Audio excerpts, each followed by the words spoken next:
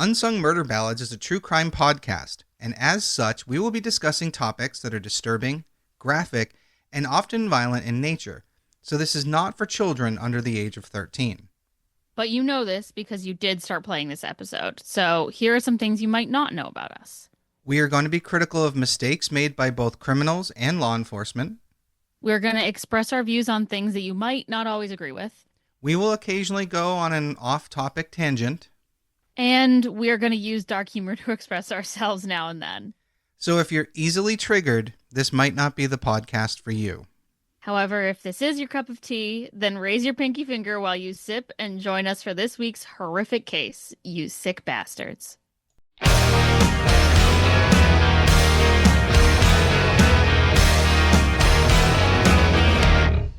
Hey everybody, welcome back to Unsung Murder Ballads. This is episode 161. I am Janus Dead. And I'm Joyous Dead. All right, so we are back for part 2 of the Golden State Killer case. So, yeah, you guys had to wait a week. I'm excited to learn more. Quick recap for all those who had to actually wait a week. We covered the fact that Joseph James D'Angelo was the Visalia ransacker, and how he was breaking into houses and freaking people out. And then he moved away and he became the East Area rapist, which, you know, escalated, and that was a huge problem, terrorizing an entire city. And then he moved south and he began his career as what they were at the time calling the Nightstalker, which later became the original Nightstalker when Richard Ramirez came out as the Nightstalker. So which is so funny to think we've covered that one already. So yeah, well, you know, we're on episode, what'd you just say? 161, yeah. 161. We've hit some good ones for sure. We have, and I have one, the next episode I plan on covering, you know, knock on wood, you know how plans go, is another one that's famous enough where I probably could have made it for Joyous's information, but it's not one of those cases that is in the, you know, public zeitgeist. Nobody's really talking about the next case we're going to do. So, but with that said, we're going to dive back into the original Nightstalker, aka the Golden State Killer. All right. So on January 30th, 1979, 44-year-old orthopedic surgeon Dr. Robert Offerman and 35-year-old clinical psychologist Dr. Deborah Alexandria Manning were found shot to death in the bedroom of Offerman's condominium in Avedina, Pequena, part of the city of Goleta. Fuck. Deborah had also been raped. Two of her rings were found hidden between the mattress and the bed frame near her body. Now, I wonder if she tried to hide them, thinking that they wouldn't be murdered and maybe they were just being robbed. Or maybe she was just, like, she didn't know if she was going to be murdered and taken away from that place, and she wanted to leave evidence of herself being there. That's another possibility. You're right. It's like one of those things they tell you to, if someone's attacking you or raping you, that you should scratch them to get their DNA underneath your fingernails so you can identify them later. Yeah, exactly. Well, Offerman's bindings, the doctor here, they were untied, and that indicated to police that he had actually lunged at his attacker and kind of broke his ties and lunged at his attacker. Oh, shit. Neighbors had heard gunshots that day, but they didn't call anybody because after the murders, the killer ate leftover Christmas turkey that was in the refrigerator and left the dirty dishes just around the kitchen. Why the fuck didn't they call anyone? I have no idea. And that's the problem with a lot of these cases. If I'm hearing a gunshot in my neighborhood, I'm concerned. But to be honest, where I live, if I heard a gunshot, just a single gunshot, I don't think I'd call anybody. But if I heard multiples, yes. You know. But we're thinking about a neighborhood where an orthopedic surgeon lives. Very That's true. That's money.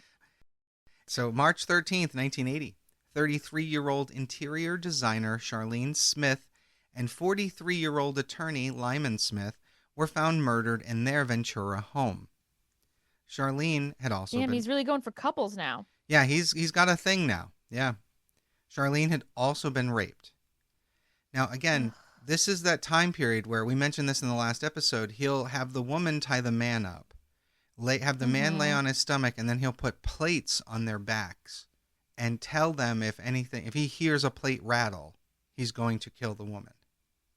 Ugh, but of course he's gonna kill both of them anyway. Most of the time, yes. Especially now. He's escalated to that point. So a log from a woodpile on the side of the house had been used to bludgeon both victims to death. Ugh, Both that's of awful. Yeah, that's a rough way to Fucking go. log. Yeah, that's a rough way to go. And I'll be honest, having to hold it to beat someone to death also not ideal. Yeah, what the splinters, man? And just well, I'm assuming he's wearing gloves, right? Because he's a cop and he knows not to leave fingerprints. So, Fair enough. but like still, like that's messy and it's heavy. Like a hammer would have been more effective, you know? Yeah, but clearly this guy doesn't care about that shit. No, he really doesn't. The bodies of both of them were discovered 3 days later by Lyman's 12-year-old son when he stopped by to Oh, mow the lawn. that's awful. The boy said the bedroom alarm clock was still going off, and that's what made him walk to that room.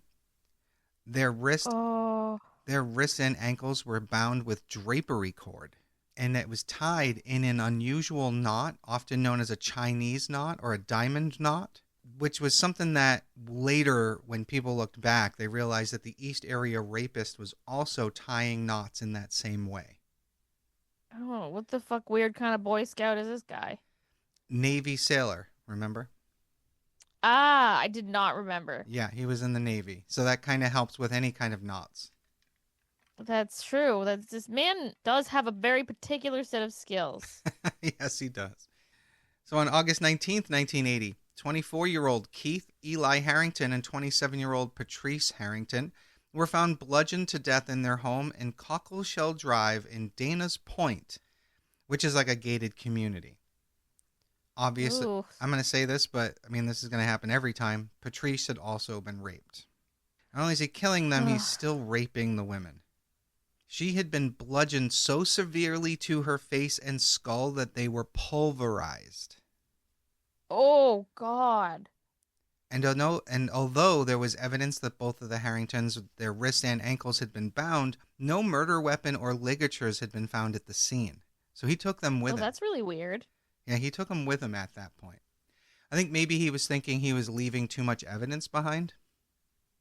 I guess that leaving just ligature marks is less evidence. They Right. couldn't trace some. Maybe he saw that they were tracing something. I don't know.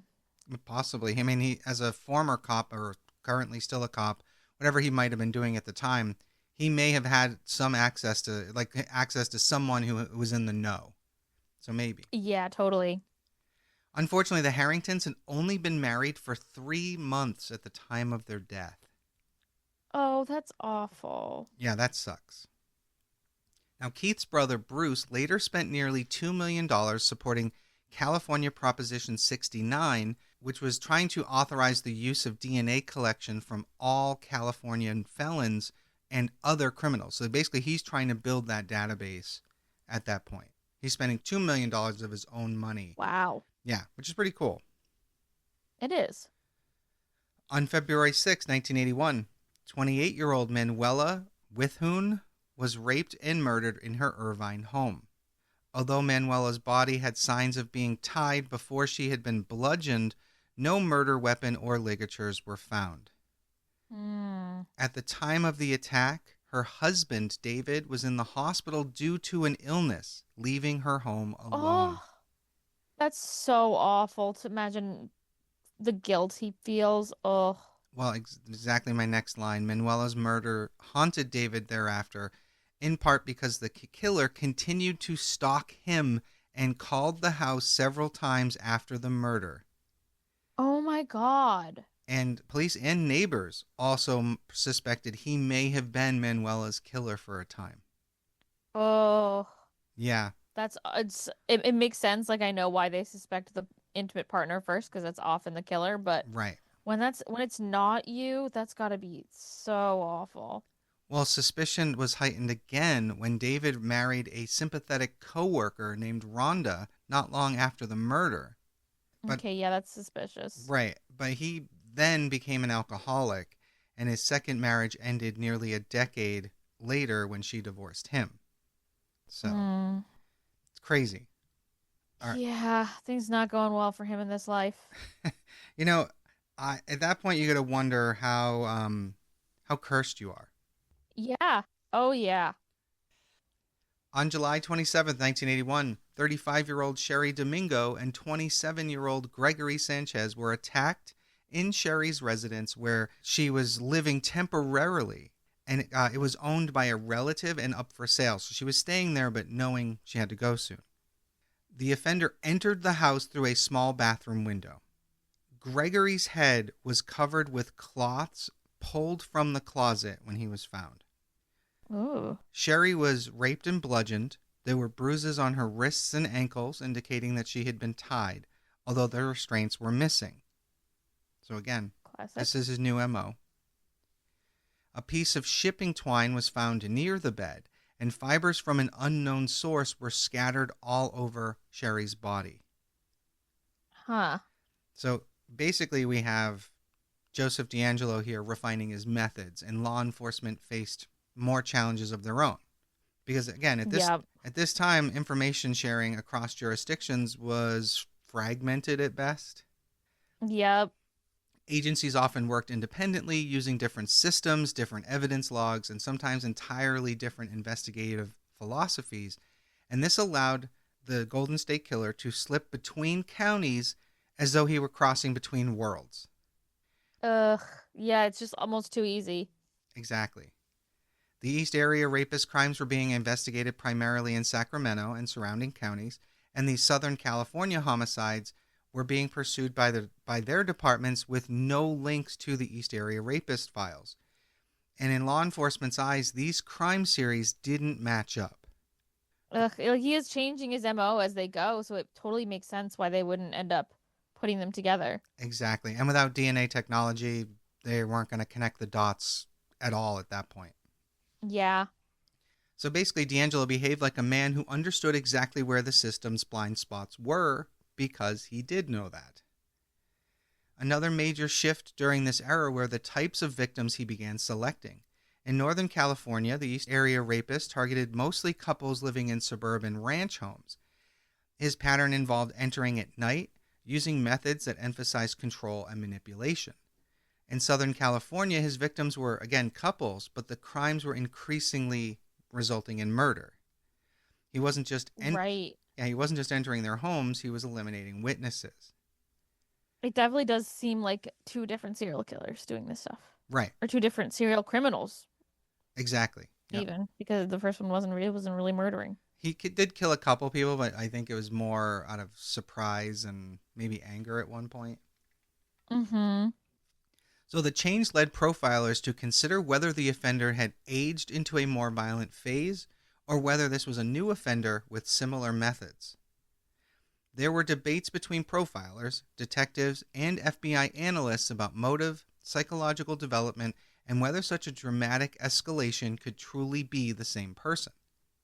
And while professionals debated, DeAngelo continued on his path unchecked.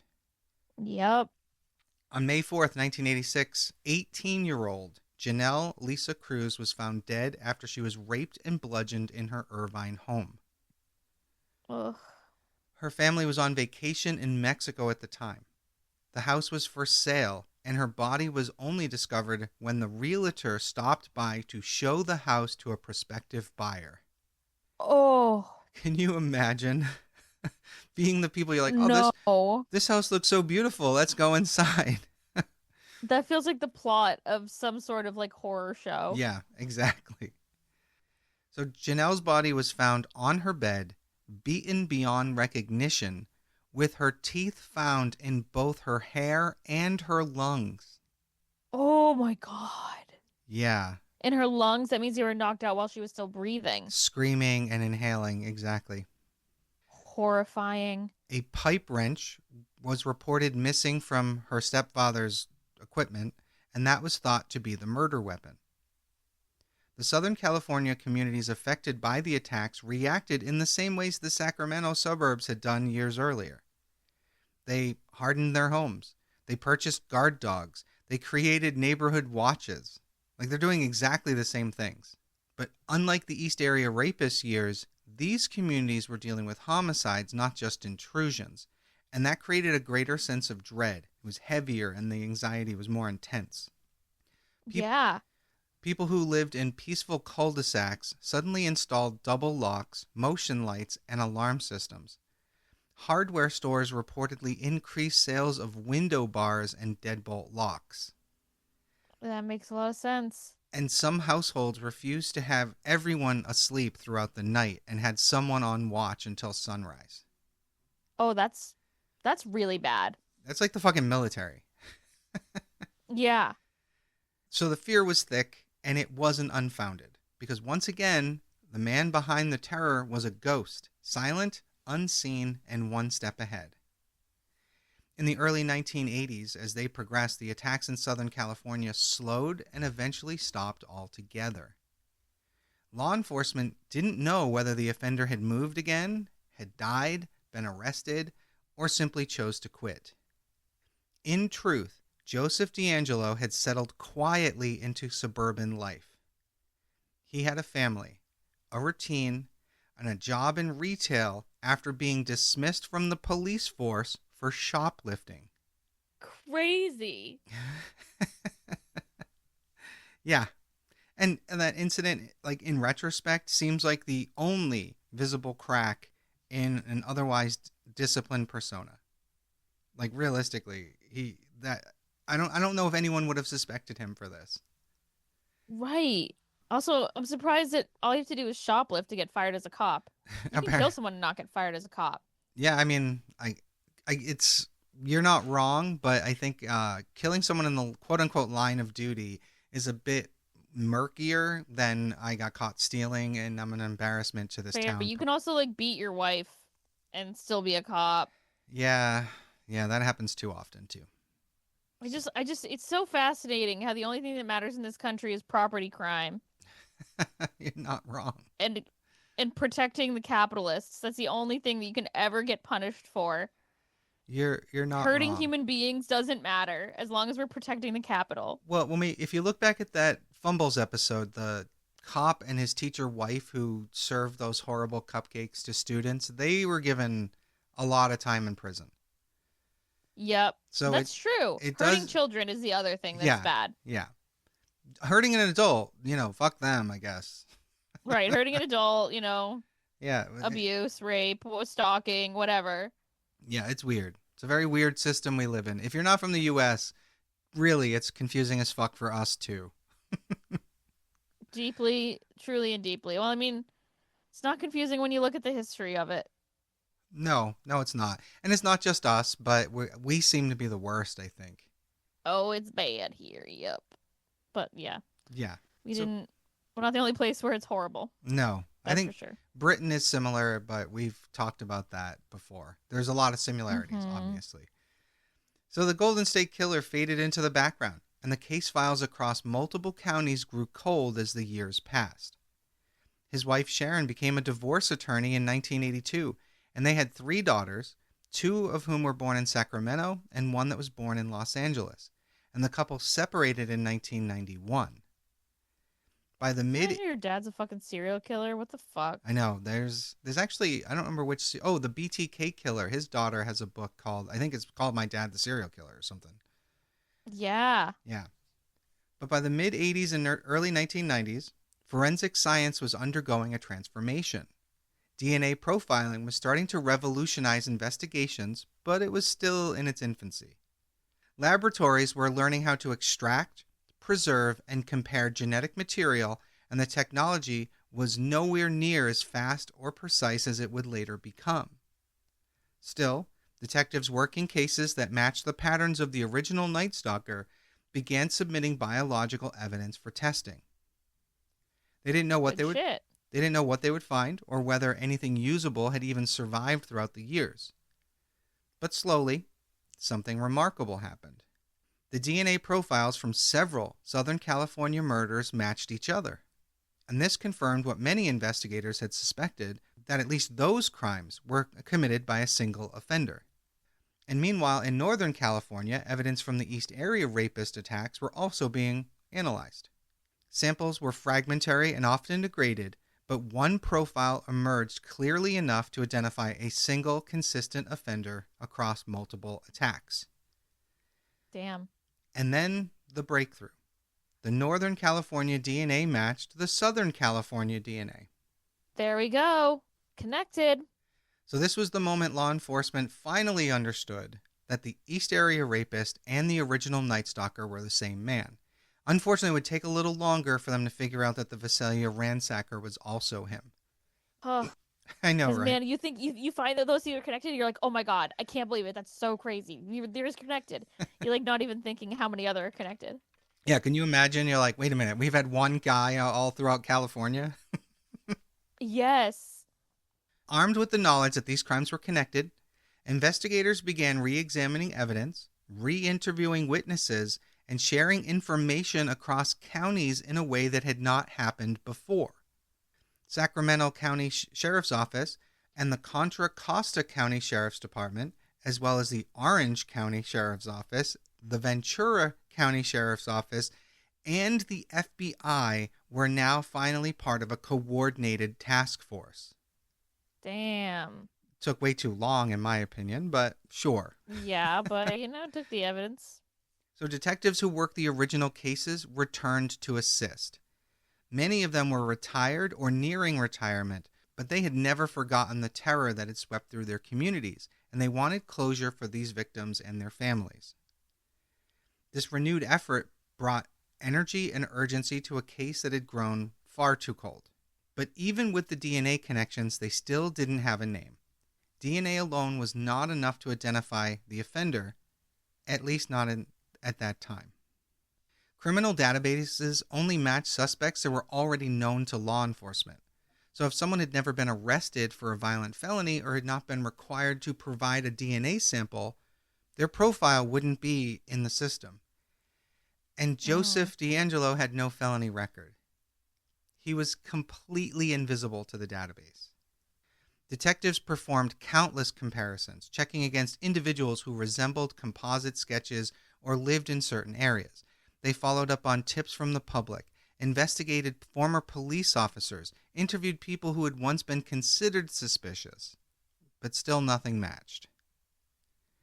This DNA evidence was both a blessing and a curse. It told them that they were looking for one man for dozens of crimes, but it couldn't tell them who that man was. And with each passing year, that's true. and with each passing year, that window seemed to be closing. Right, this guy could die at any point. So even as a young man, at the time you get to the 2000s, he's at least 50 years old. Yeah. Actually, at least 60 years old, because to have really been doing this in the 60s, you had to be at least 15, I would think. I can't imagine a 15-year-old serial rapist, but you know what? I say that, and yet there's one on my list of cases to cover. Oh, great. Yeah, we'll get to it. You don't understand. There's like 300 names on this list. We may never get to it. We may die before covering it. There may just be so many. There are too many. And there will always be more, because there's always people doing more fucking shit. Oh, yeah. Every time I turn around, I'm like, so many people, especially in this area. Like, you hear about this person? You hear about that person? And I'm like, fuck, there's too many. We could do one a day and not run out. Literally. By the early 2010s, a new generation of investigators were taking the lead. They had grown up knowing the case of the unsolved California legend, a story told in criminology classes and law enforcement academies. These detectives approached this case with fresh eyes and a willingness to try methods that older investigators hadn't considered. They sifted through thousands of pages of reports, maps, evidence logs, and interviews. They created digital timelines that allowed them to cross-reference dates and locations more efficiently. They analyzed the offender's movements, creating a geographic pattern. They re-examined old witness statements that, at the time, had seemed inconclusive. They attempted new forms of psychological profiling and criminal geographic modeling. Damn, they're going in. Yeah, that's one of the best parts of the new technologies as time goes on, is the computer alone just made it so much easier to just throw all this data into one place. Yeah, that's true. And to like aggregate it all Right. so much easier than I can't even imagine half the stuff I do for work doing by hand rather than having a, Excel spreadsheet Can you? to Yeah, do it all for me. exactly. I can't even imagine. Like, I just can't. Like, I picture the meme of the guy in front of the map with the fucking threads all over the place. That's Right. yeah, that's what it Is is. that what it was like for y'all back in the day? Yes, yes, it was. So this era also saw survivors and victims' families becoming more vocal. Some collaborated with writers, journalists, and filmmakers to keep public attention on this case. Most famously, Michelle McNamara, whose work would reignite national interest. Now, the investigation was gaining momentum, but it still lacked a name. And Michelle McNamara's book, I'll Be Gone in the Dark, played a pivotal role in shining new light on the Golden State Killer case. Now, we've mentioned her in part one. She is the wife of Patton Oswalt. He's a comedian, actor, really funny, very talented. This is his wife. Now, she's not a detective, but she brought meticulous research, compassion, and a sense of storytelling that captured the attention of the public. And more importantly, reignited the energy that investigators needed. Mm-hmm. Her work highlighted the importance of cold case persistence and helped frame the offender not as a ghost, but as someone who had simply gone uncaught. Mm-hmm. Now, while Michelle did not solve the case directly, something often misunderstood by people, her contribution was undeniable. Again, she revitalized the interest in the case at the time that nobody was really paying attention to it. She pushed for collaboration and encouraged detectives to share that information and helped keep pressure on institutions to keep searching. The surge of public engagement following her book, and then later released in an HBO documentary series of the same name, I'll Be Gone in the Dark. And again, this just kind of helped push forward that breakthrough. Unfortunately, Michelle McNamara would pass before ever finding out who the Golden State Killer really was. Ugh, what a shame. Very, very tragically, and I'm basing this off of things I've seen in documentaries and other reports, so I'm not going to say anything 100%, but she was pushing herself too hard doing the research, trying to keep things going. And it's been reported that she was using substances to keep herself going, not like drugs, Oh not hard no. drugs, but things to help her stay awake. Mm-hmm. And she passed in a hotel room, I believe. Oh, it's really awful. And That's so sad. Patton has said that he has not read her book, or maybe it wasn't her book, maybe it's the documentary series. He hasn't watched it because it's too painful for him. Yeah, I can't even imagine. Yeah. And knowing that like that intense research could have been part of the reason he lost her, ooh, I wouldn't touch it. Yeah, because she became obsessed with this case. And Yeah, it sounds like it. yeah, and I get it. You fall down a rabbit hole, especially one that checks all your boxes in some ways, you're not going to stop. Oh yeah, for sure. Yeah, and like I said, she was her book that really pushed this forward and gave this case the Golden State Killer moniker. So, Yeah, it sounds like she was a super important contributor to it, and so yeah. So it's really sad that she passed before finding out who he was, because it would have been great if she had been able to be there. it would have. Around 2017, a groundbreaking method was emerging in the world of forensic investigation, and it was called genetic genealogy. She's our star character. We love her. Yes. This technique involved uploading DNA profiles from crime scenes into public genealogy databases, the kind people use to trace family trees and ancestry. The idea was simple in concept, but revolutionary in practice. If the offender wasn't in criminal databases, maybe his relatives were in the public ones. And if a True. and if a relative's DNA appeared in the database, genealogists could build a family tree outward from that point until they located someone who matched the age, location, and the history of suspects.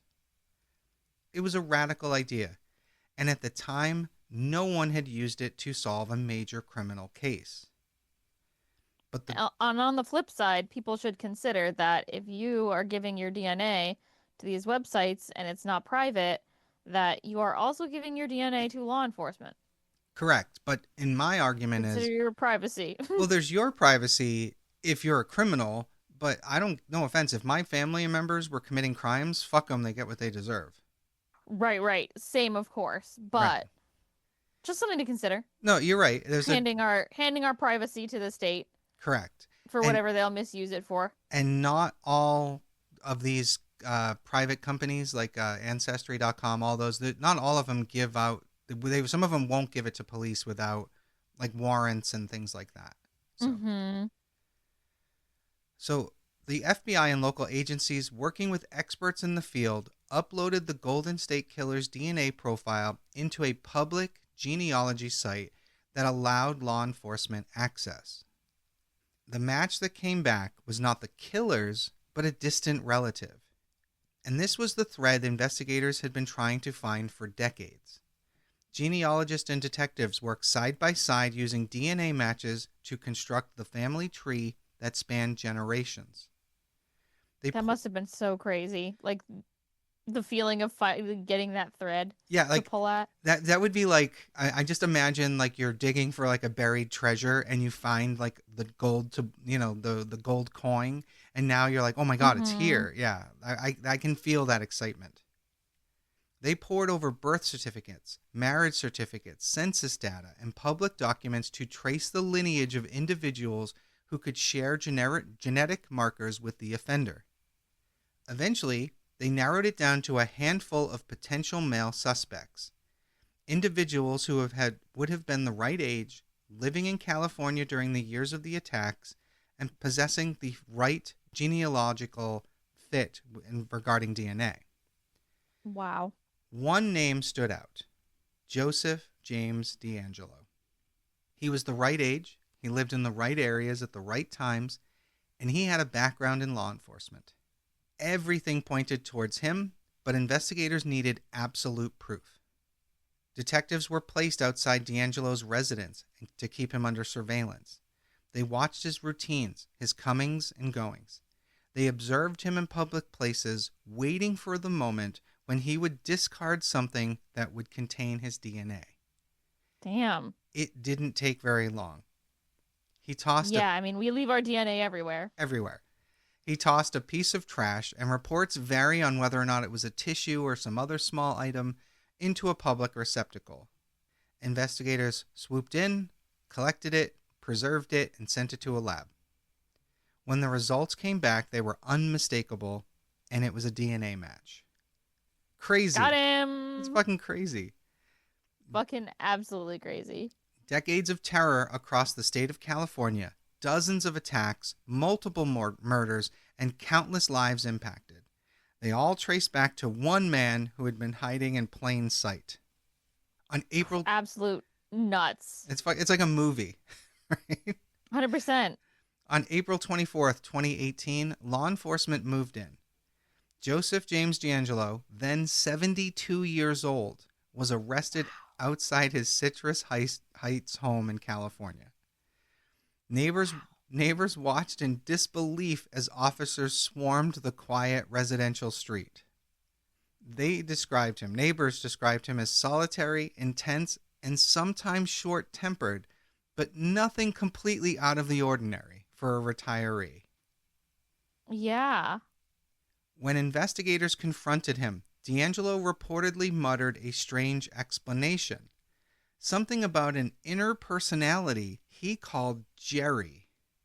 Oh? Yeah, although some experts have since debated the meaning and the authenticity of this statement. So, right. Yeah, it's weird. I think he's trying to build up a case. Very much could be bullshit, yeah. Yeah. Regardless, the evidence was clear. The man they had arrested was the same man responsible for a series of crimes that haunted California for more than 40 years. And the DNA evidence was overwhelming, and the circumstantial evidence was abundant. He was charged on 13 counts of murder and multiple special circumstances, including the use of weapons, burglary, and kidnapping intent. Ultimately, they pursued a plea agreement. If he agreed to plead guilty and admit to all known crimes, including those beyond the statute of limitations, prosecutors would remove the death penalty from the table. Now, before we go into that, it's California, and there are people who have been on death row for 25 years. Right. So the death penalty, it's not even that big a threat. Yeah, he's so old anyway. So I don't, He's going to naturally reach the death penalty soon enough. That's what I'm saying. So like, there's no strength to that. Right. If I were D'Angelo, I'd be like, yeah, okay, go for it. But luckily, I'm not. But I have to say, and this is fucked up, I've been thinking about this occasionally when I talk about serial killers. I honestly think if I were a serial killer, I would be more like Bundy. I would love to talk about my crimes. Yeah, that tracks with how you talk about all your shenanigans. Right. And here I am talking about other people's crimes like this. So, yeah, I think I would be more like Bundy. Yeah, but this guy definitely not. I mean, he did all his crimes and then he stopped and then he went to just live his life. Like, it's crazy. He's not really doing it for the spotlight exactly. Yeah, he had a compulsion and then something happened. Most likely he had to raise his kids and he stopped. Yeah. It's crazy. Became inconvenient.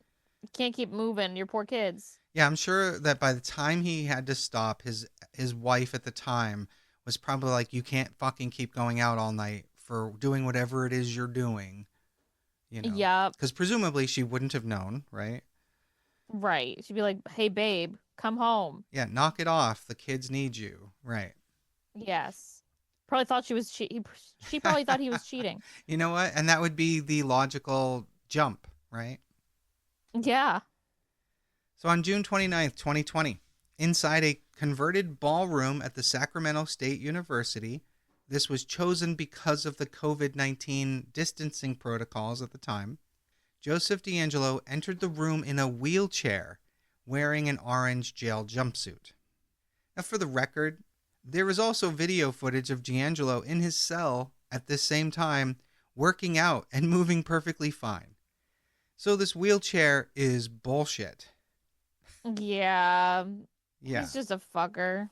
I remember when all this was going on and I was watching the news reports and they would show him come in trying to look all frail, but then they would cut to the footage in his cell where he's suddenly climbing on things and working out. It was fucking hilarious. Yeah, that's funny. Not sure who you're trying to fool, buddy. Right? So he was asked after each crime whether he admitted responsibility. They literally listed each one. And he responded almost the same way every single time. In a soft, hoarse voice, I admit or guilty. Interesting. So he did just plead guilty to everything. He took their plea deal, which I was surprised at considering. Yeah. Yeah, weird. So following the plea came the sentencing phase, and the court delivered its sentence on August 21st, 2020. Joseph James DeAngelo received multiple consecutive life sentences without the possibility of parole, effectively ensuring that he would die in prison. Which realistically, they gave him like 7 years, he probably wouldn't have made it. Right? The Golden State Killer was no longer a faceless shadow. He had been identified, arrested, convicted, and sentenced. The impact of the Golden State Killer case extends far beyond his arrest. It reshaped multiple aspects of criminal justice and forensic investigation, and the successful use of genetic genealogy revolutionized cold case investigations, leading to hundreds more arrests across this country. Which, I'll be honest, it's my favorite forensics tool, by far. Yeah, I mean, it's revolutionizing so much shit. Yeah, I can't wait. I'm expecting this case to solve so many others. It's only a matter of time. I'm excited. Yeah. Every time I hear an unsolved case, I'm like, all right, where's genetic genealogist? Let's go. Yeah, like where is it? Come through. I know there's only like 10 of you out there, but come on, let's go. Come on. Get over here to Massachusetts. There's Molly Bish. There's a whole ton of them. Let's go. But yeah, and that is the case of the Golden State Killer.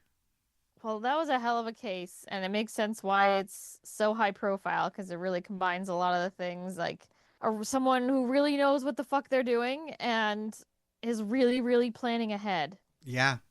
And it's crazy to think, like, imagine being one of those people that where that you knew this guy someone broke into your home, but then you find out that had that been your home 10 years later, you would have been killed. Yeah. That part's got to be crazy. You probably wouldn't have found that out until what, Until and 2017? yeah, until 2017. Yeah. It's crazy. Crazy. It's so fucked up. It really is. Like the whole thing. And It it is. just goes to show you cannot get away with those same things today the way you could back then. And I love that. Agreed. But again, I've said this before. I also think that's why we see more spree killings today instead of serial killers. Right. They're just doing it all at the same time because you can't get away with doing it separated. Correct. So they're just like, fuck it, I'm going to go out in a blaze of glory, and they just go out and do something stupid, which obviously don't do. Yeah. It's not Yeah. exactly a blaze of glory. You may have a blaze of shame. Yeah, it's definitely shame. Like if you have to, if that's how you need to express yourself, you're just lazy and you're a loser, You're a loser. Get a hobby. Do a craft. right? Fuckhead. It always makes me go back to the Pretty Reckless song, "Why'd You Bring a Shotgun to the Party?" That's such a great song. That is a good one. Yeah. But all right, so yeah, thank you everybody for joining us once again. I am Janice Dead, And I'm Joyous Dead. and we'll see you next week. Bye.